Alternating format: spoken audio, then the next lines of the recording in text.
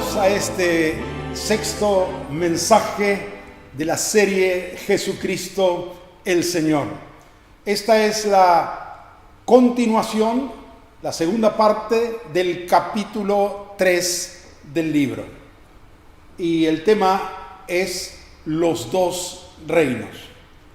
Ya hemos leído en el mensaje anterior el pasaje de Colosenses capítulo 1, versículo 13, cuando Pablo dice que Dios nos ha librado de la potestad de las tinieblas y nos ha trasladado al reino de su amado Hijo. Y según esta afirmación del apóstol Pablo, en el orden espiritual en este mundo hay solamente dos reinos: el reino de las tinieblas y el reino de la luz.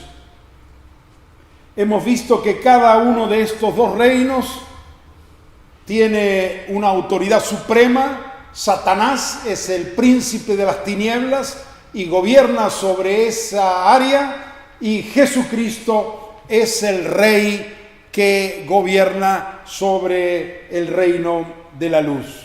Hemos visto también que la ley en las tinieblas es vivir como uno quiere, pero la ley del reino de Dios es vivir como Cristo quiere.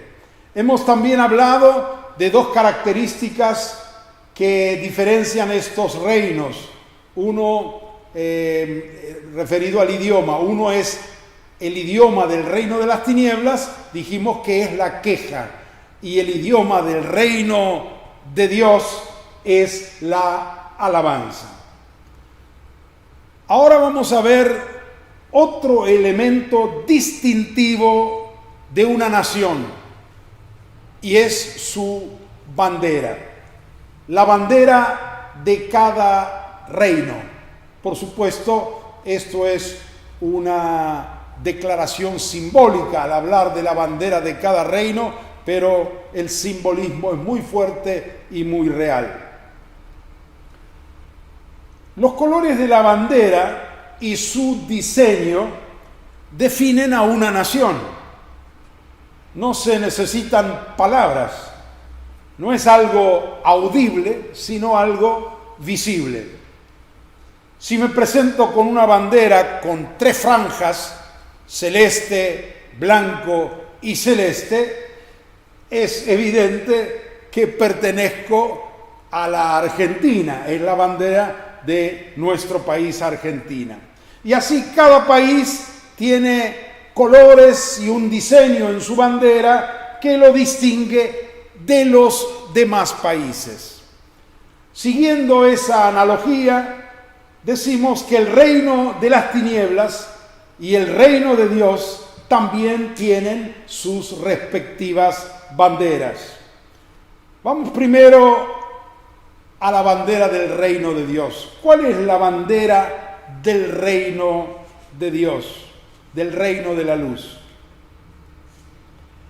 ¿Qué podrían ver las demás personas en nosotros, los cristianos, sin necesidad de palabras que nos puedan identificar como discípulos de Jesús? Bueno, el Señor Jesucristo lo explicó claramente a sus discípulos al decirles: un mandamiento nuevo les doy, que se amen unos a otros como yo los he amado. Ámense también ustedes unos a otros. En esto conocerán todos que ustedes son mis discípulos, si se aman unos a otros. Esta declaración de Jesús la registró Juan en su Evangelio en el capítulo 13, los versículos 34 y 35. El mundo, según Jesús, nos identificará por esta señal: si tenemos amor los unos por los otros. El mundo nos mira nos observa mucho y aun sin que hablemos, notará que pertenecemos a otro reino. En otras palabras, la bandera que caracteriza a los ciudadanos del reino de Dios es el amor. También en Cantar de los Cantares, capítulo 2, versículo 4, la esposa, que es figura de la iglesia, habla de su amado, figura de Cristo, diciendo: me llevó a la casa del banquete y su bandera sobre mí fue amor. ¿Qué bandera ha puesto Cristo sobre la iglesia? El amor. Esto es lo que nos debe caracterizar de los demás. Cuando leemos los hechos de los apóstoles, especialmente en los primeros capítulos, y descubrimos allí la vida de la iglesia de Jerusalén, la iglesia del primer siglo, quedamos maravillados y debemos reconocer que lo que más se destacaba entre ellos era el amor. Era la nota preponderante, predominante entre los discípulos del Señor. No había entre ellos ningún necesitado. Comían juntos en las casas con alegría y sencillez de corazón.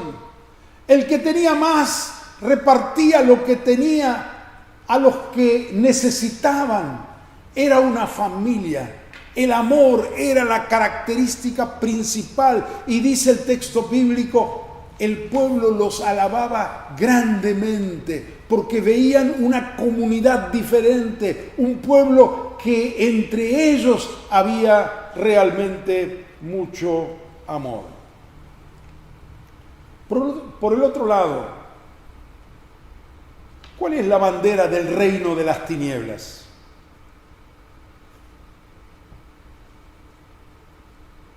Lo contrario al amor no es el odio. El odio es una manifestación contraria al amor, pero el polo opuesto del amor es el egoísmo. Esa es la bandera del reino de las tinieblas. En lugar de amar a los demás, me amo solo a mí mismo. Vivo para mí, todo esfuerzo es para mí, me preocupo por mí, todo converge en mí. Vivimos en una sociedad egoísta, individualista, consumista. Cada uno está concentrado en su propia persona. Cuando uno quiere saber ¿en qué reino estamos? La diferencia es muy visible. En las tinieblas, la bandera es el egoísmo. En el reino de Cristo, la bandera es el amor.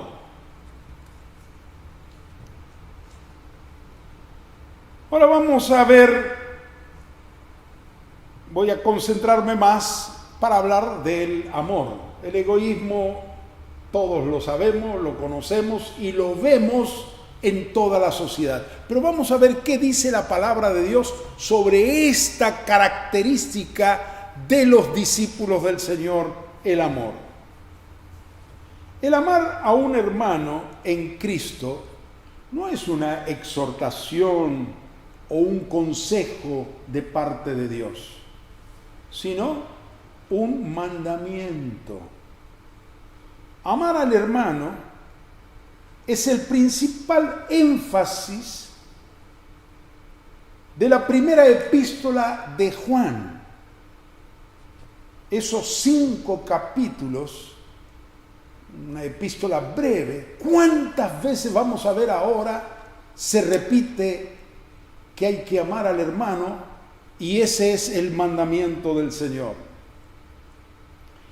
Y me llama la atención la forma tan categórica y terminante en que lo expresa Juan. Juan, cuando escribe esto, ya era un anciano.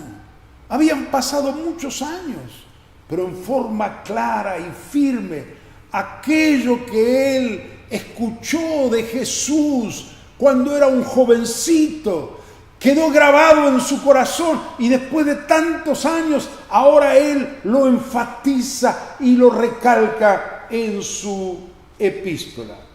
Revisemos entonces, a la luz de la palabra de Dios, ¿en qué reino estamos? ¿En el de las tinieblas o en el de la luz? Vamos a Juan, 1 Juan, capítulo 2, versículo 9. Dice así: el que dice que está en la luz y aborrece a su hermano, está todavía en tinieblas. Clarísimo. ¿Hay algún hermano o hermana a quien aborrecemos?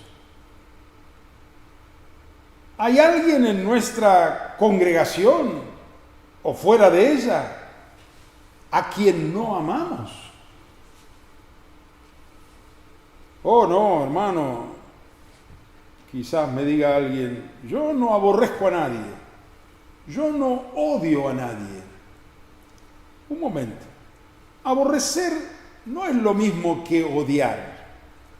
Odiar es un grado extremo. Aborrecer es un término más suave. Es tenerlo en menos. Es menospreciarlo. Ponerlo en segundo plano a una persona, a un hermano. ¿Hay alguien que desprecias en tu vida, en tu corazón? ¿Hay alguien de quien decimos a ese tipo, la verdad, que no lo paso?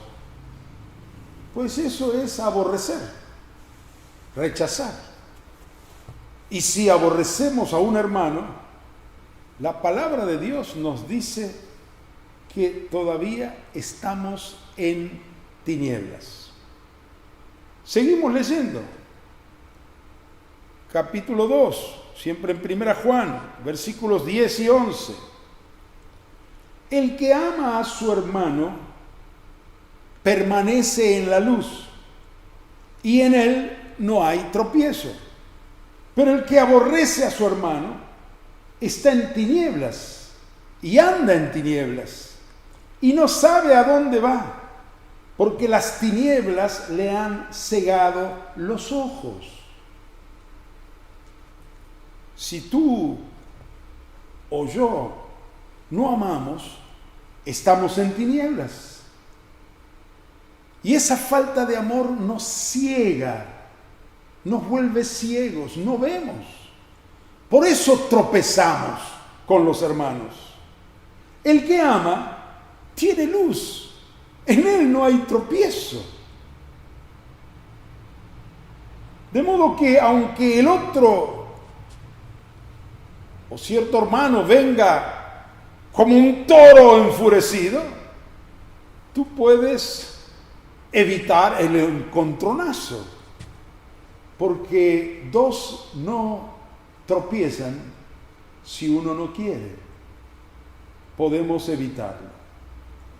Bueno, vamos ahora al capítulo 3, también de 1 Juan, versículo 10. Miren lo que dice aquí Juan.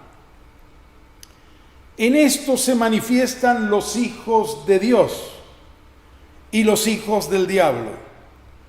Todo aquel que no hace justicia y que no ama a su hermano, no es de Dios. Y si no es de Dios, ¿de quién es? Muchos dicen, hermano, yo no aborrezco a nadie. ¿Y a tal hermano? No, con él no tengo nada. Yo no tengo nada con nadie. Justamente ese es el problema. No tener nada. Tendríamos que tener algo. Tendríamos que tener amor. Aquí ya se nos dice que el que no, aquí ya no se dice el que no aborrece, sino el que no ama. Si no tienes nada, tampoco tienes amor. Y San Juan señala claramente que el que no ama no es de Dios. Fuerte, ¿no? Vamos al versículo 14, 1 Juan 3:14. Dice así: nosotros sabemos que hemos pasado de muerte a vida en que amamos a los hermanos. El que no ama a su hermano permanece en muerte. Juan se pone cada vez más fuerte, ¿no? ¿Cómo sabemos que hemos pasado de muerte a vida? A ver, ¿cuál es la forma de certificarlo? Dice aquí, sabemos que hemos pasado de muerte a vida en que amamos a los hermanos. El que no ama a su hermano permanece en muerte. Hermano, ¿cómo sabes que has pasado de muerte a vida? Y la mayoría responde algo así, algo parecido. Y porque hace 5 años, un día, en una reunión, pasé adelante llorando y entregué mi vida a Cristo. 6 meses después me bauticé en agua y ahora soy miembro de la iglesia tal y tal en plena comunión. No, aquí no dice nada de eso. Lo que cuenta no es lo que te pasó hace 5 años, sino tu condición actual. En esto sabemos que hemos pasado de muerte a vida. ¿Cómo lo sabemos? En que amamos a los hermanos. Cada uno debemos poder decir: yo sé que pertenezco al reino de la vida, al reino de Dios, porque amo a mis hermanos. Sin embargo, alguien podría decir, como me dijo alguna vez: yo sé que debo amar a mis hermanos, pero hay uno que no lo puedo amar. ¿Sabes por qué? Porque ese ni debe ser hermano. ¡Epa! ¿Cómo puedes afirmar que no es tu hermano? ¿Cómo te atreves a constituirte en juez? Bueno, supongamos que no es tu hermano. Y si no es tu hermano, ¿qué es? Es tu prójimo. Pues Cristo dijo: amarás a tu prójimo como a ti mismo.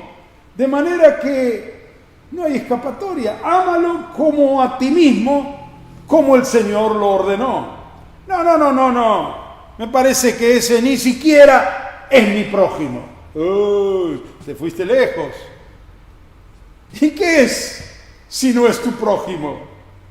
¿Tu enemigo?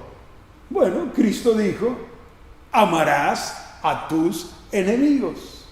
De modo que hay que amar al hermano, al prójimo y aún al enemigo. Eso es el reino de Dios, el reino de Cristo. Eso es estar en la luz, en el reino de Dios. Si es tu hermano, ámalo. Y si es tu prójimo, también debes amarlo. Y si es tu enemigo, igual tenemos que amar a los enemigos. Bueno, seguimos leyendo el versículo siguiente, el versículo 15. Les confieso que este versículo me asusta.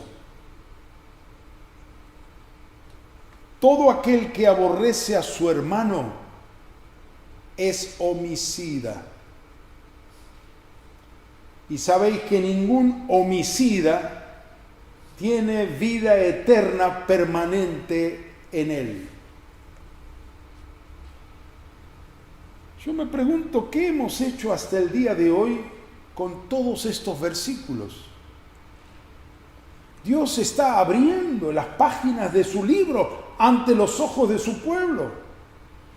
Y si yo no amo a mi hermano, Dios dice que soy asesino. Y un asesino no tiene vida eterna permanente en él. Fuerte, ¿no? Pero es palabra de Dios.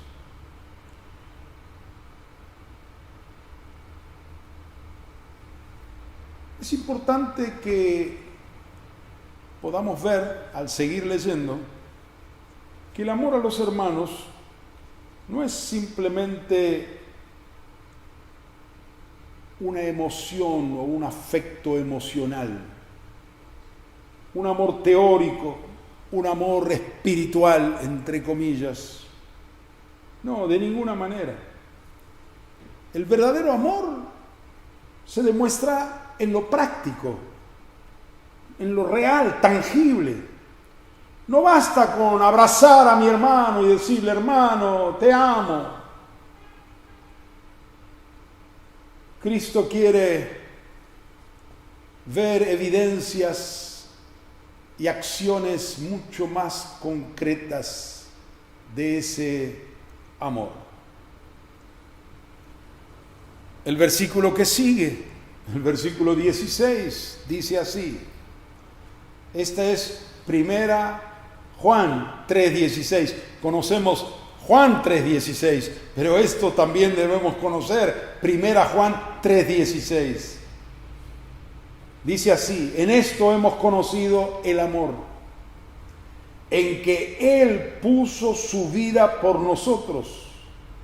También nosotros debemos poner nuestras vidas por los hermanos. Esa es la clase de amor que tuvo Cristo, que lo llevó a dar su vida por nosotros, a sacrificarse a sí mismo por nuestro bien. Esa misma clase de amor es el que debemos tener. Debo amar hasta poder ofrecer mi vida por mis hermanos.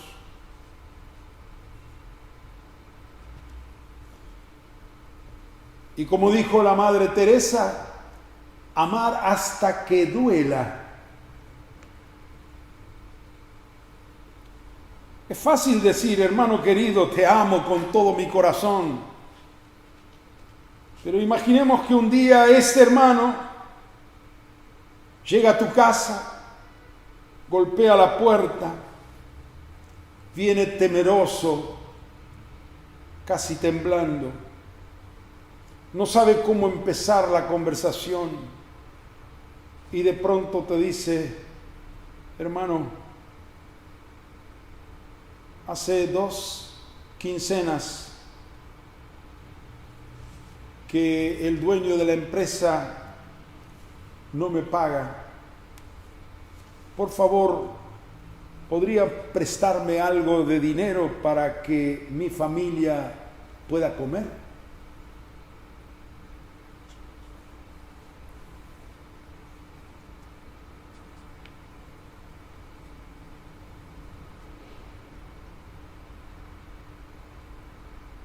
Y el hermano que escucha este pedido le dice, mire hermano, se pone serio, en cuestiones de dinero yo tengo una norma, no presto plata a nadie ni pido nada prestado.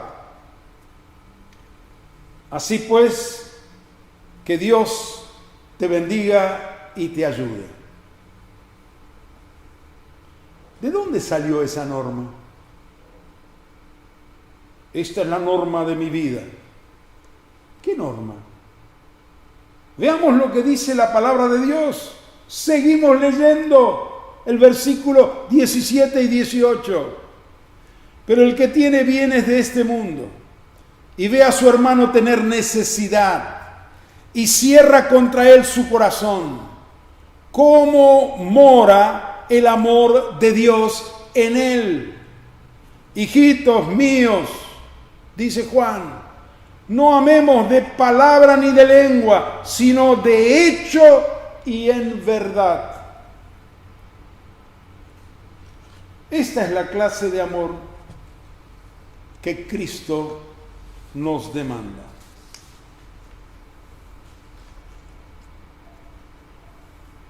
Y quiero señalar un último versículo que creo que nos va a ayudar mucho en relación a este tema. Primera Juan, capítulo 3, el versículo 23. Y este es su mandamiento: que creamos en el nombre de su Hijo Jesucristo y nos amemos unos a otros como nos lo ha mandado.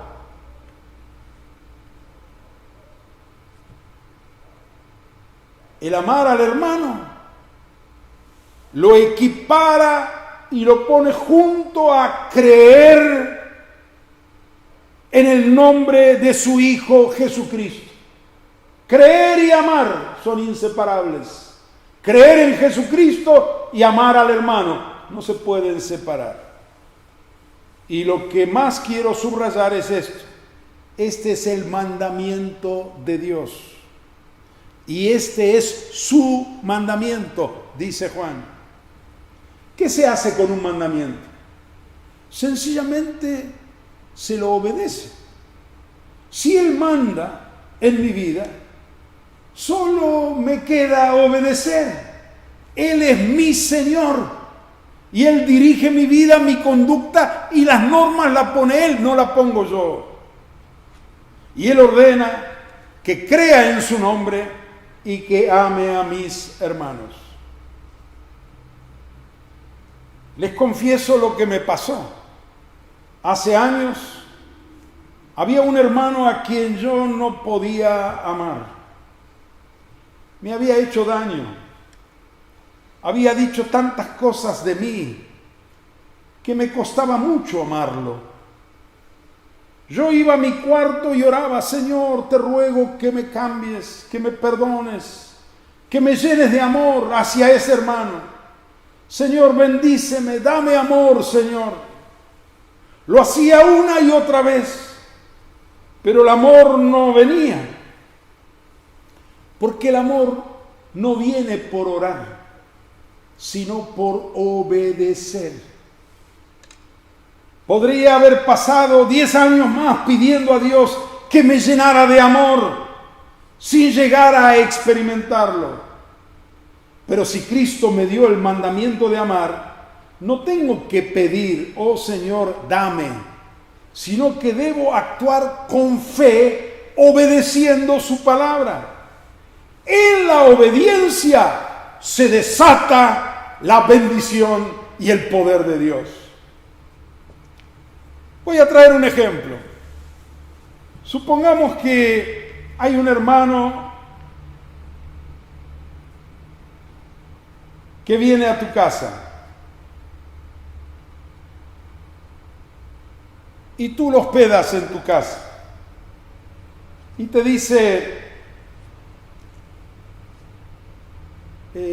hermano, me quiero duchar, necesito agua caliente. Y yo le digo: bueno, abrí la canilla y va a salir agua caliente, esta canilla. Le digo: ves, aquí hay un calefón, un aparato alimentado a gas, y eso te va a calentar el agua. Y el hombre, este hermano, mira el calefón y ve que hay una llamita chiquita así. Y dice, no, pero el fuego ese chiquito, yo necesito mucha agua.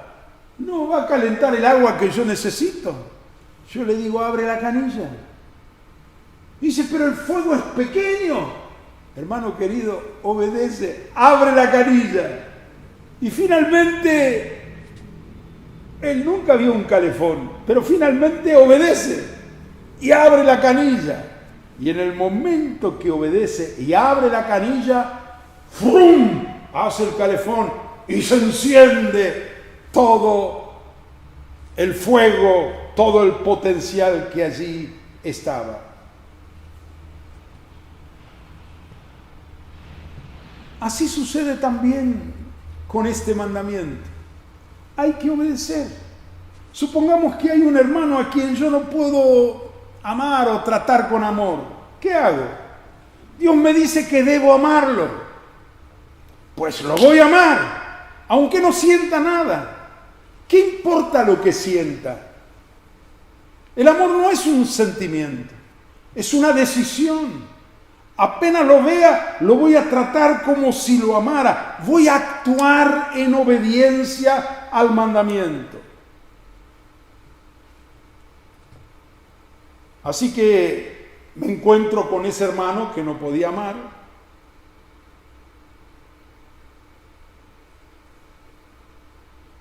En otras ocasiones lo he saludado fríamente, secamente, digamos, diplomáticamente.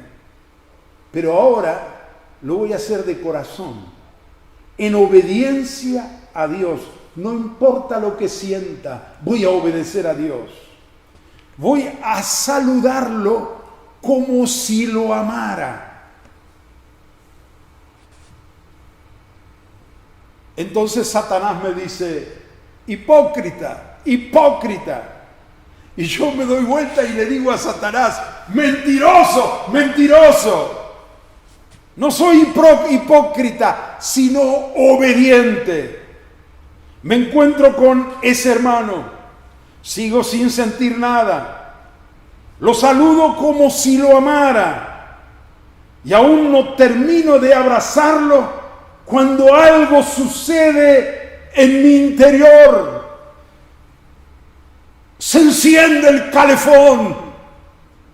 Descubro que lo amo.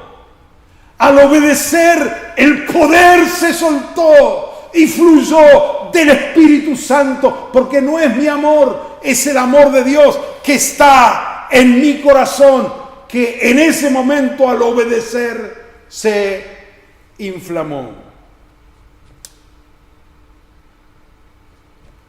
¿Qué pasó? Me cambió el corazón. La obediencia trae bendición. Ya no siento ese resentimiento. En la obediencia se desata la gracia de Dios.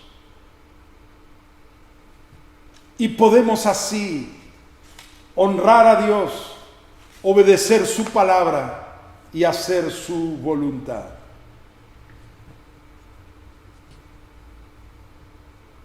Por más chiquita que sea la llama que tengas hacia algún hermano o ninguna, al obedecer la bendición va a inundar tu corazón. Hermano, hermana, ¿hay alguien a quien no puedas amar? Comienza a tratarlo como si lo amaras.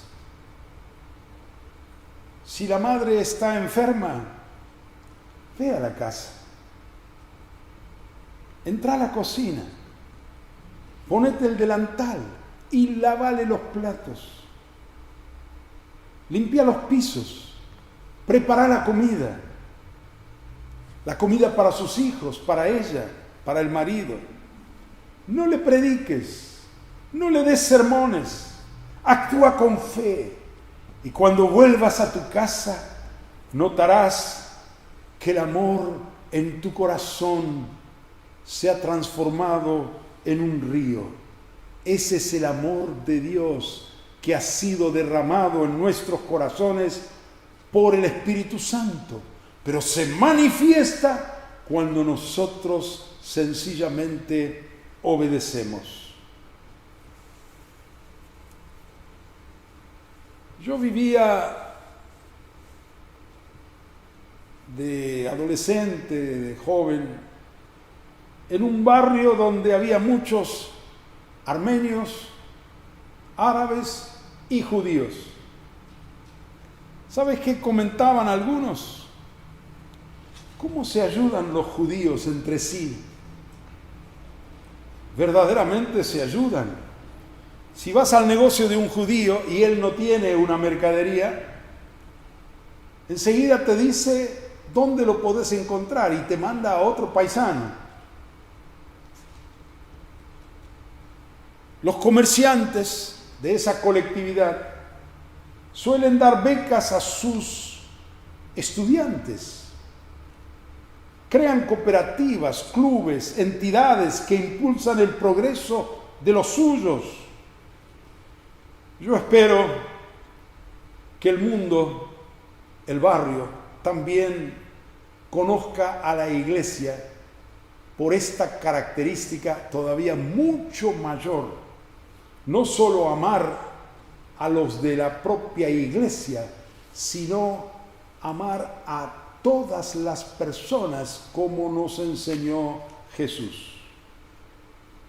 No solo amar a los de nuestra colectividad o de nuestra congregación, sino amar a todos los que se encuentran alrededor nuestro. Que puedan decir también de nosotros, miren cómo se aman. Alguien comentará, y ya lo han hecho, tengo un vecino, un obrero que se compró un terrenito y trajo ladrillos. Durante unos meses, todos los sábados, vinieron unos cuantos de ellos y enseguida le levantaron una casa. ¿Quiénes son ellos? Los hermanos de la iglesia, y el mundo lo ve y queda maravillado. Esa es nuestra bandera.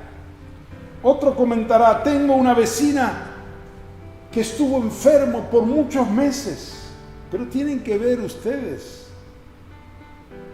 su casa está siempre impecable, sus hijos bien alimentados y bien vestidos. ¿Cómo? Si ella está en cama. Es que los de su iglesia vienen por turnos y cubren toda necesidad. Oh, gloria a Dios. Esa es la iglesia que Dios quiere, que todo el mundo pueda ver que sobre nosotros flamea la bandera del amor y todos sabrán que somos discípulos de Jesús. Termino con las mismas palabras que comencé de Jesús. En esto conocerán todos que ustedes son mis discípulos, si tuvieran amor los unos con los otros. Así sea.